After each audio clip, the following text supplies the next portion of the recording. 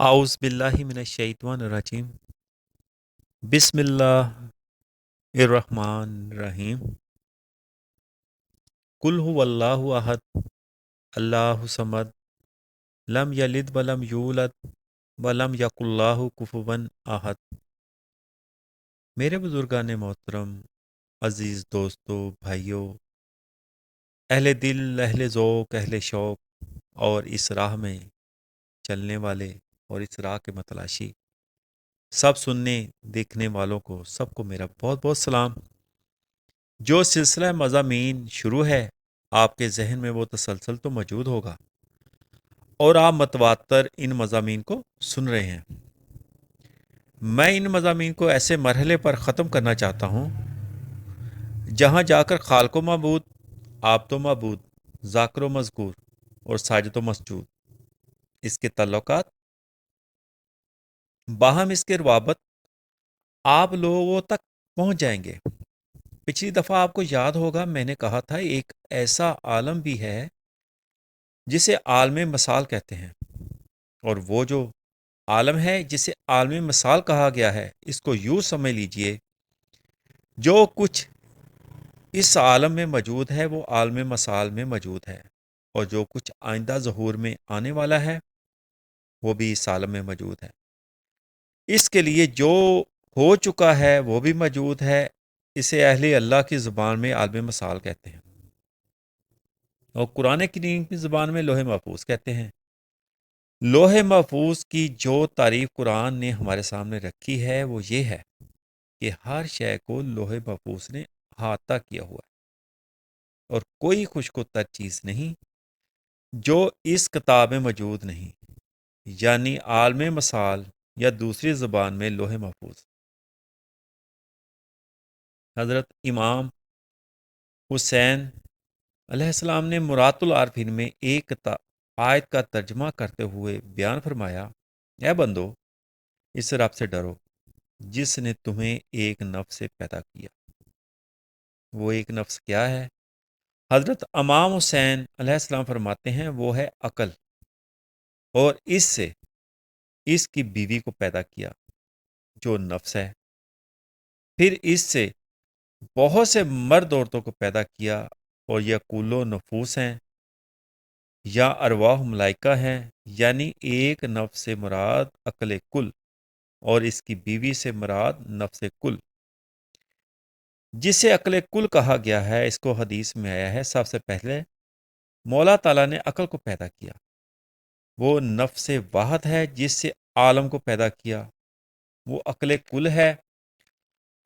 اولو ما خلق اللہ عقلا، سب سے پہلے مولا تعالیٰ نے عقل کو پیدا کیا۔ اسی طرح دوسری حدیث، سب سے پہلے مولا تعالیٰ نے قلم کو پیدا کیا۔ عقل کہیں یا قلم کہیں، دونوں ایک ہی چیز کے نام ہیں۔ آپ نے سنا ہوگا لوح و قلم۔ قلم کا لفظ سنتے ہی آپ کے ذہنی تصویر اسی طرف چلی جاتی ہے کہ قلم کسی لکھنے والی چیز کا نام ہے۔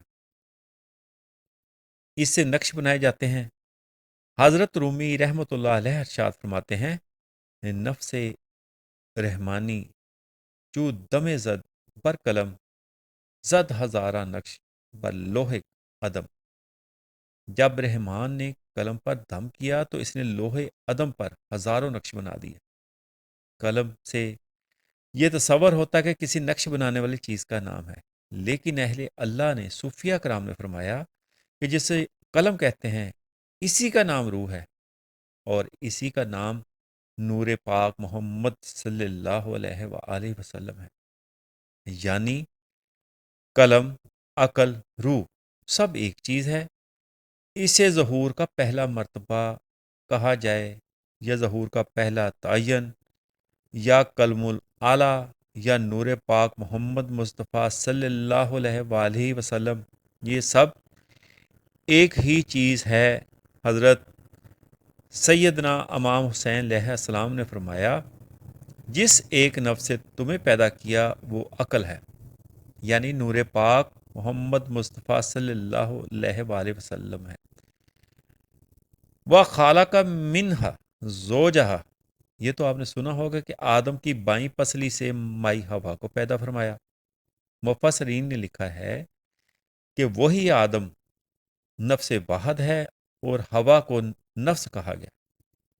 آدم علیہ السلام کو مفسرین نے بیان کیا ہے کہ اس کی تمام ذریت دکھائی گئی، تمام اولاد دکھائی گئی، یہاں تک دکھایا گیا کہ ماں کے پیٹ میں جو شکی تھے دکھائے گئے، جو بھی پیدا نہیں ہوئے تھے، ماں بھی پیدا نہیں ہوئی تھی، کئی سلسلوں کے بعد پیدا ہوگا، مگر وہ تمام مشاہدہ کروا دی گئی جو کچھ آدم سے نکلا۔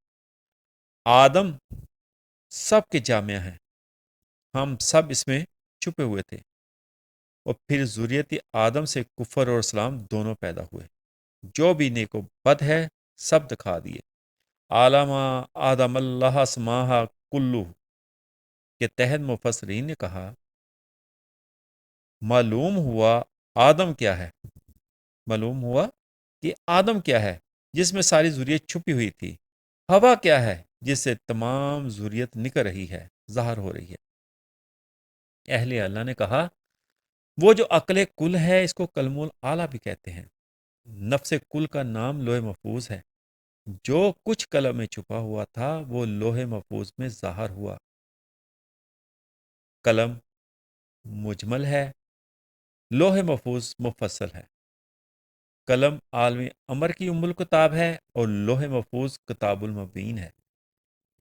کتاب المبین کا مطلب ہے جس میں کوئی چیز مفصل ہو جائے۔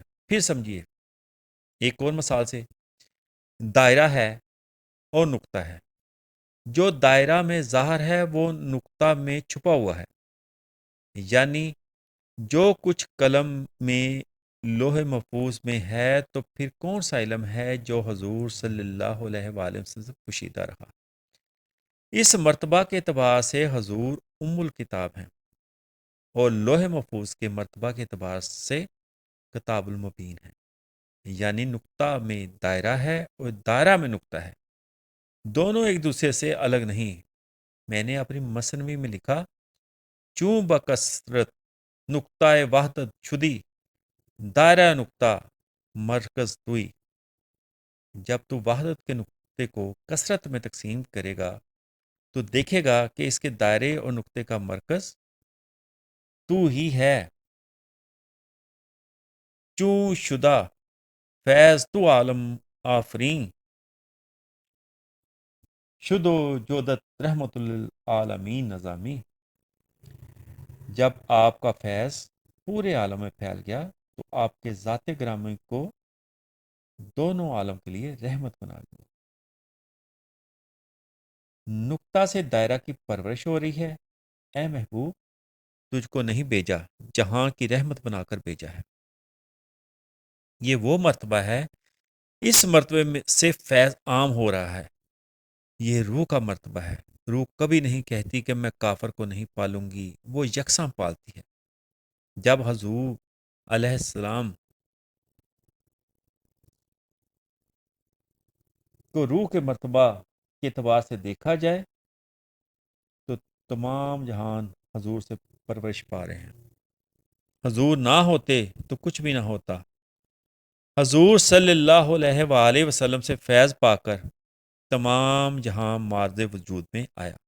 اس لیے میں نے اپنی مثنوی میں لکھا ہے انبیاء و اولیاء تفصیل تو از کمال حق شدہ تکمیل تو۔ تمام انبیاء اور اولیاء آپ کے پیام برحق کی تفصیل ہیں، اور اس حقانی پیام کی تکمیل آپ صلی اللہ علیہ وآلہ وسلم نے فرمائی۔ حضور کی تفصیل 1,00,000 کئی ہزار پیغمبر ہیں، اور تمام پیغمبروں کا اجمال حضور صلی اللہ علیہ وآلہ وسلم سے ہے۔ جتنے کمالات انبیاء کو ملتے ہیں وہ حضور سے ملتے ہیں۔ تمام اولیاء بھی حضور سے فیض پاتے ہیں۔ تمام انبیاء اولیاء کو جمع کرو تو حضور صلی اللہ علیہ وآلہ وسلم بنتے ہیں۔ کہیں وہ نور شیخ عبدالقادر جیلانی محبوب سبحانی قطب ربانی کی شان میں ہے، کہیں غریب نواز خواجہ معین الدین چشتی اجمیری کی شان میں ہے۔ جتنے ولی ہیں حضور صلی اللہ علیہ وآلہ وسلم کی وحدت کے مظہر ہیں، یا یوں سمجھو کہ وہ آفتاب ولایت ہیں اور تمام ولی اس کی کرنیں ہیں، تمام انبیاء کرنیں ہیں، اور آپ صلی اللہ علیہ وآلہ وسلم آفتاب ہیں۔ اور کوئی پوچھے کہ بعد میں کیوں پیدا ہوئے؟ بات یہ ہے کہ جب سورج چھپ جاتا ہے تو تمام ستارے اور چاند ظاہر ہو جاتے ہیں، جب وہ ظاہر ہوتا ہے تو کوئی ظاہر نہیں ہوتا۔ یہ کرم تھا کہ چاند اور ستاروں کو چمک دینے کے لیے چھپ گئے۔ ان پیغمبروں اور ولیوں کو چمکنے کا موقع ملا۔ سائنسدانوں کا فیصلہ ہے کہ چاند اور ستارے سورج کی روشنی سے ہی روشن لیتے ہیں، مگر سورج چھپا ہوا ہے، اس کا چھپنا کریمی ہے کہ چاند اور ستاروں کو چمکنے کا موقع ملا۔ ابھی تک حضور صلی اللہ علیہ وآلہ وسلم دائرہ کو میں تھے، تو حضور صلی اللہ علیہ وآلہ وسلم فرما رہے ہیں کہ میں اس وقت بھی نبی تھا جب آدم مٹی اور پانی کے درمیان تھا۔ روح ظہور کا مرتبہ ہے، یہ مرتبوں کے لحاظ سے چوتھا ہے، ظہور کے اعتبار سے پہلا ہے۔ روح بے حد ہے اور بے صورت ہے، ہمارا یہ عقیدہ ہے، اور جب بھی بے حد اور بے صورت ہے تو اب کوئی منطق اور فلسفہ فیصلہ نہیں کر سکتا کہ دو بے حد موجود ہو سکیں۔ اگر یہ دونوں مسئلے صحیح ہیں اور یقیناً صحیح ہیں، روح مخلوق ہے، مخلوق بھی ایک ایسا مرتبہ ہے جو بے حد ہے اور مخلوق ہے، روح لامتناہی ہے۔ امام غزالی نے کیمیائے سعادت میں لکھا ہے کہ روح بے حد ہے اور بے صورت ہے۔ معلوم ہوا کہ کوئی چیز بے حد بھی ہو سکتی ہے اور مخلوق بھی ہو سکتی ہے۔ جب روح نور پاک محمد مصطفیٰ صلی اللہ علیہ وآلہ وسلم ہے تو پھر حضور صلی اللہ علیہ وسلم کا نور بھی بے حد ہے اور مخلوق بھی ہے۔ قرآن پاک میں آتا ہے اللہ زمینوں اور آسمانوں کا نور ہے۔ اللہ کا نور بے حد ہے، قدیم ہے، اور پھر یہ کیا معاملہ ہے؟ زمینوں آسمان تو حادث ہیں اور وہ قدیم نور ان زمینوں اور آسمانوں کا نور ہے۔ عجب مقام ہے۔ مفسرین نے لکھا ہے کہ نور سے مراد روشنی نہیں بلکہ اللہ کے نور سے مراد وہ نور مراد ہے جو قدیم اور لامتناہی ہے۔ پھر عجب بات ہے کہ وہ بے حد اور قدیم، حادث اور محدود میں آ کر سما جائے۔ روح بے حد ہے اور قدیم ہے، ہر چیز میں روح جاری ہے، ہر چیز روح سے موجود ہے۔ معلوم ہوا کہ کوئی چیز کائنات میں روح کے بغیر موجود نہیں، تو پھر ہر چیز میں روح موجود ہے۔ ذرا غور کرو کہ روح ہر چیز میں کیسے آ گئی، جیسے گلاس میں پانی۔ ایسا نہیں بلکہ روح سے میں ہوں، میرے سے روح نہیں۔ روح سے ہر چیز ہے، ہر چیز سے روح نہیں۔ سیاہی سے حرف ہیں، حرف سے سیاہی نہیں، یعنی ہر صورت روح سے ہے، پھر ہر صورت میں روح کا نور ہے، اور اسی کو نور مصطفیٰ صلی اللہ علیہ وآلہ وسلم کہتے ہیں۔ ہر گل میں، ہر شجر میں محمد کا نور ہے۔ وہ اس طرح ہے جیسے روح ہر صورت میں موجود ہے، جیسے ہر حرف سیاہی سے موجود ہے۔ جب ہر صورت روح سے موجود ہے تو روح ذل الہی ہے، خدا کا سایہ ہے۔ روح خدا کے نور سے ہے، نور الہی بھی بے حد ہے اور روح بھی بے حد ہے۔ وہ اس لیے فرمایا اللہ نور السماوات والارض، اللہ زمینوں اور آسمانوں کا نور کیسے ہے؟ حضور کا نور ہو کر۔ معلوم ہوا کہ نور محمد مصطفیٰ ہو کر اللہ نور السماوات والارض ہے۔ پھر فرمایا جیسے طاقچے میں ایک چراغ، کائنات تمام ایک طاقچہ ہے اور روح اس میں ایک چراغ ہے۔ اور جو میں نے ابھی ابھی کہا، عالم مثال وہ جو چراغ ہے، اس پر ایک شیشے کی قندیل ہے، وہ قندیل عالم مثال ہے۔ پھر فرمایا اور جو قندیل ہے ایک چمکدار ستارے کی مانند ہے، مبارک تیل زیتون سے جلائی گئی ہے۔ مبارک تیل زیتون سے مراد عشق ہے۔ فَأَحْبَبْتَ أَنْ عَرَفَ، عشق و محبت ذاتی سے وہ شمع جلائی گئی۔ اس کے لیے نہ مشرق ہے نہ مغرب ہے، یعنی روح کے لیے نہ مشرق ہے نہ مغرب ہے، یعنی روح کے لیے نہ مشرق ہے نہ مغرب ہے، یعنی حضور کے لیے نہ مشرق ہے نہ مغرب ہے۔ اور پھر فرمایا وہ نور علی نور، روح خود نور ہے، اور وہ نور خود اور پھر نور سے روشن ہے، اس لیے نور علی نور ہے۔ قاضی ایاز رحمۃ اللہ علیہ نے شفا شریف میں لکھا ہے کہ دوسرے نور سے مراد جناب محمد مصطفیٰ صلی اللہ علیہ وآلہ وسلم ہیں۔ لوگ نور میں بحث کرتے ہیں مگر اللہ تعالیٰ نے انہیں نور اعلیٰ نور فرما رہا ہے۔ پھر فرمایا کہ اللہ تعالیٰ جسے چاہتا ہے اس نور کی ہدایت دیتا ہے، چاہے تو کوئی نور کے جھگڑے میں بھی پھنسا رہے۔ اللہ تعالیٰ ہمیں سمجھانے کے لیے ایسی مثالیں دیتے ہیں۔ وہ نور عالم مثال ہو کر روشن ہوا، وہ عالم مثال لوح محفوظ ہے، یعنی لوح محفوظ بھی حضور صلی اللہ علیہ وآلہ وسلم کے نور سے باہر نہیں۔ جب میں کہوں آدمی تو کان، ناک، پیٹ، ہاتھ، پاؤں سب آدمی کہنے میں آ گئے۔ اگر اس کی تفصیل کی جائے تو یوں کہیں گے یہ ہاتھ ہے، یہ پاؤں ہے، یہ پیٹ ہے، یہ کان ہے، یہ ناک ہے، یہ سر ہے، یہ ہڈیاں ہیں، یہ گوشت ہے، مگر تمام کو ملاؤ تو ایک آدمی بنتا ہے۔ نہ تفصیل باہر ہے نہ جمال باہر ہے۔ حضور صلی اللہ علیہ وآلہ وسلم جمال ہے اور کائنات تفصیل ہے۔ جب محمد کہہ دیا تو تمام کائنات اس میں آ گئی، کیونکہ ان سے باہر کوئی چیز نہیں، حاضر و ناظر ہیں۔ بعض لوگ اعتراض کرتے ہیں کہ جب حضور صلی اللہ علیہ وآلہ وسلم حاضر و ناظر ہیں تو ان کو امام بنانا چاہیے، امام تو آپ بن بیٹھے ہیں۔ بات یہ ہے کہ وہ دھوکہ دیتے ہیں۔ حضور صلی اللہ علیہ وآلہ وسلم مرکز ہیں، ہم سب دائرہ ہیں۔ حضور اپنے مرکز پر ہیں اور ہر چیز ان پر روشن ہے۔ اس لیے جب مرکز سمجھا جائے تو روح کے اعتبار سے وہ سب کی جان ہے، لوح محفوظ کی بھی جان ہے۔ لوح محفوظ کو عالم مثال کہتے ہیں۔ وہ روح کا لباس ہے، جیسے پانی ہوا کا ایک لباس ہے اور برف پانی کا ایک لباس ہے۔ اگر پانی کا لباس برف اتر جائے تو پانی رہ جاتا ہے، اور پانی کا لباس اتر جائے تو ہوا رہ جاتی ہے۔ اسی طرح جب عالم ظلمانی کا لباس اتر جائے تو روح، اور روح کا لباس اتر جائے تو ذات، جسمانی لباس اتر جائے تو ملکوتی، ملکوتی لباس اتر جائے تو جبروتی، اور جبروتی لباس اتر جائے تو لاہوتی، یعنی ذات سے لے کر ہم تک ایک سلسلہ ہے۔ حضور صلی اللہ علیہ وآلہ وسلم سے لے کر ہم تک لباس ہیں، دوئی کوئی نہیں ہے۔ اس ممبر سے لے کر عروجی مقام تک دیکھا جائے تو ذات کے ہی لباس ہیں، مگر ایک ہی، یہ صرف حضور صلی اللہ علیہ وآلہ وسلم کا فیض ہے۔ وہ برزخ ہیں۔ مولا تعالیٰ فرماتے ہیں کہ میں نے انبیاء سے میثاق لیا اس وقت جب کوئی پیدا بھی نہ ہوا تھا۔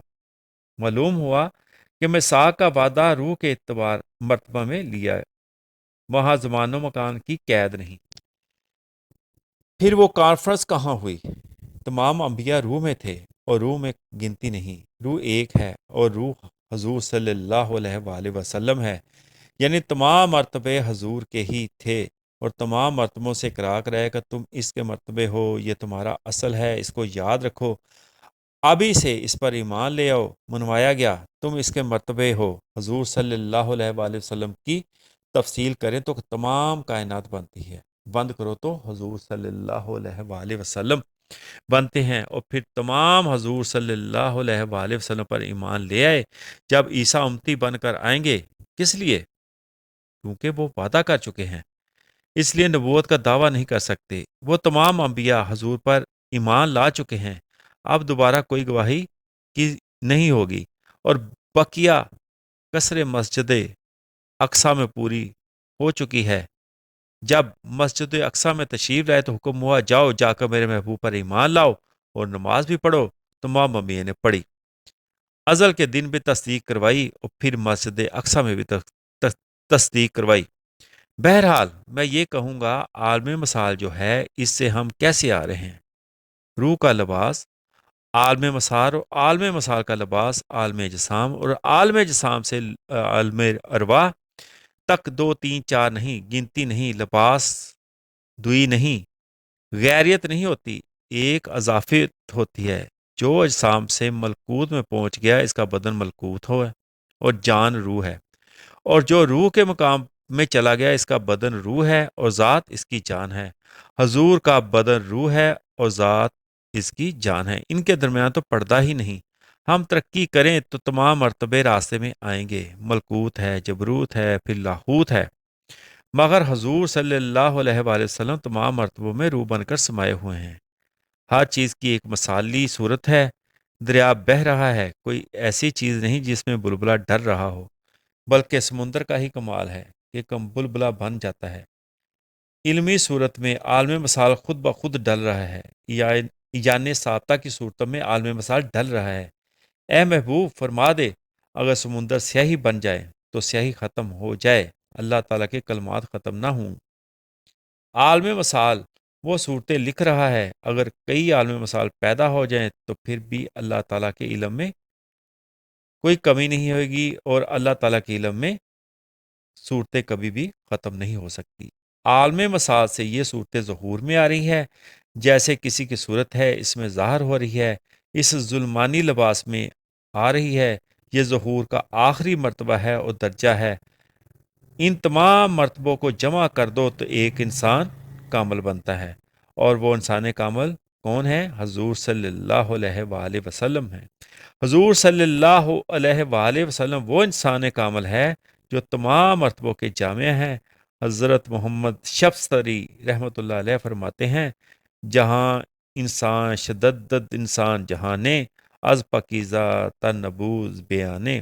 یہ جہان انسان ہے اور انسان ایک جہان ہے، اس سے زیادہ پاک باز یعنی پاکیزہ بات ہو نہیں سکتی۔ دوسرا مطلب اس کی پاکیزگی بیان سے باہر ہے۔ حدیث قدسی ہے، الانسان سری و انا سرہ، انسان میرا بیت ہے اور میں انسان کا بیت ہوں۔ میرے دوستو، جب خدا بھی انسان کا بید ہے تو جو ان مرتبوں کو جاننے والا ہو وہ کیا ان باتوں سے انکار کر سکتا ہے؟ حضور صلی اللہ علیہ وآلہ وسلم کے نور ہونے سے انکار نہیں کر سکتا، حضور کے علم غیب سے انکار نہیں کر سکتا، اولیاء کرام کے کمالات سے انکار نہیں کر سکتا۔ یہ مرتبے کھل سکتے ہیں، اور کسی پر یہ کھلیں تو اس کی مثال ایسے ہی ہے کہ بیج میں درخت ہے، داغے میں گانٹھیں ہیں۔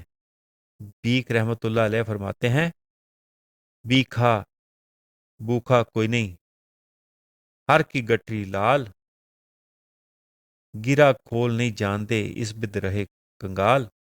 ہر چیز اس کے اندر ہے مگر کھلنے کی دیر ہے۔ مولوی غلام رسول عالم پوری رحمت اللہ علیہ فرماتے ہیں، جنہ اشیاں دا خواہاں ہویاں، سب تیرے وچ آئیاں، فقر گنا تیرے وچ وسدا، وچے نور صفائیاں، چھٹے بہر کرم دے قطریوں دوویں عالم تارے، انس حقیقت جامعہ کر کے وچ اس دا۔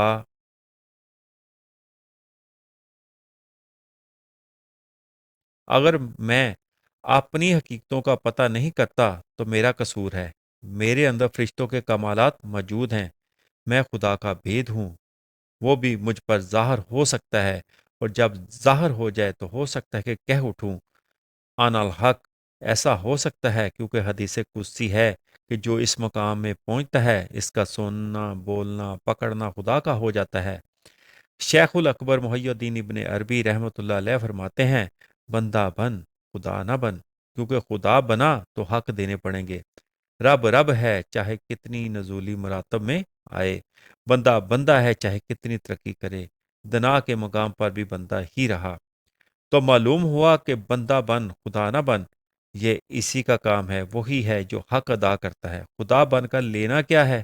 وہ مقام تو بے سوز ہے، یہ درد اور سوز بندے کا مقام ہے۔ خدا بھی اسی صورت میں آ کر اسی درد کی لذت حاصل کرتا ہے۔ حضرت عطا رحمۃ اللہ علیہ اس درد کی متعلق فرماتے ہیں، قدسیاں را عشق است و درد نیست، درد را جز آدمی در خود نیست۔ فرشتوں کے پاس عشق کی دولت نہیں، درد اور غم کی لذت سے آدمی کے سوا کوئی آشنا نہیں۔ کفر کافر راو دین دار را، ذرا درد دل اتارا، اتار کہ ذرا جتنے دل میں اتنا درد ہے کہ کافر کا کفر پر کاربند رہنا بھی دین کی علامت ہے۔ بقول غالب، رواداری شرط استواری اصل ایمان ہے۔ مرے بت خانے میں تو کعبے میں گاڑو برہمن کو، من نقوا ہم عز و جاو تم تراک، سوز خواہم درد خواہم اشتیاق۔ میں عزت اور شان و شوکت نہیں چاہتا، میں سوز درد اور اشتیاق چاہتا ہوں۔ متاع بے بہا درد و سوز آرزو مندی، مقام بندگی دے کر نہ لوں شان خدا بندی۔ مقام بندگی بہت بلند مقام ہے، اگر کسی کو یہ مقام بندگی مل جائے تو بڑی بات ہے۔ اللہ کریم اپنے محبوب محمد مصطفیٰ صلی اللہ علیہ وآلہ وسلم کے صدقے ہمیں یہ درد عطا فرمائے، عشق کی دولت عطا فرمائے، عشق مصطفیٰ صلی اللہ علیہ وآلہ وسلم عطا فرمائے۔ وما علینا الا البلاغ۔